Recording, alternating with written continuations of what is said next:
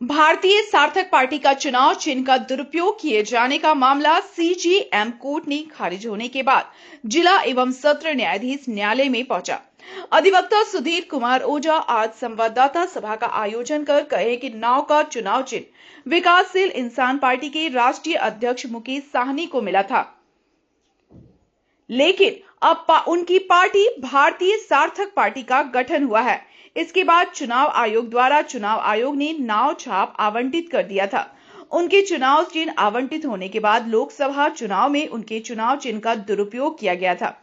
इसके बाद उन्होंने सीजेएम कोर्ट में परिवारवाद दायर किया था, जिसे न्यायालय द्वारा उसे खारिज कर दिया गया था। इसको लेकर उन्होंने जिला सत्र न्यायाधीश के यहां आवेदन दिया तो 22 मार्च की तिथि दी थी। इस मामले में आपराधिक मामले भी दर्ज किए गए हैं। देखिए, मेरा भारतीय सार्थक पार्टी है, जिसको इलेक्शन कमीशन के द्वारा चुनाव चिन्ह वोट द मैन यानी नाव चुनाव चिन्ह दिया गया था। जो चुनाव चिन्ह पहले वीआईपी के राष्ट्रीय अध्यक्ष मुकेश सहनी जी का हुआ करता था और इसकी सूचना उनको मिल चुकी थी।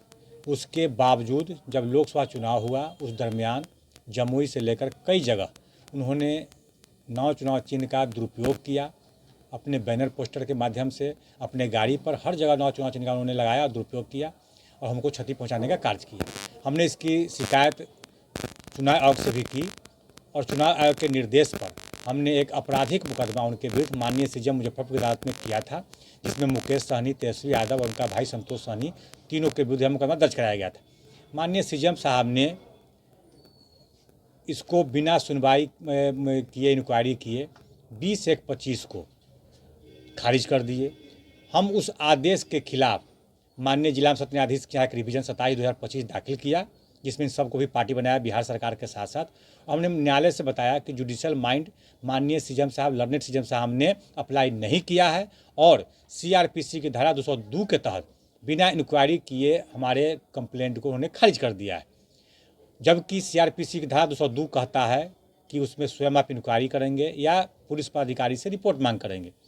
अगर कंप्लेंट खारिज होता है तो 203 सीआरपीसी के तहत खारिज होता है।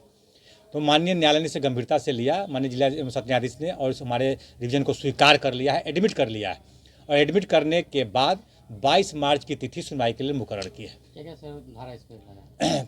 इस पर जो धारा हमने लगाया था उनके विरुद्ध में, वह धारा लगाया था कि इनके द्वारा जो मेरा दुरुपयोग किया गया है हमारे कंप्लेंट में, वह कंप्लेंट में इन्होंने 420 किया है और हाँ, और धोखाधड़ी किया है, पार्टी को नुकसान पहुंचाया है, इसका हमने आरोप लगाया था।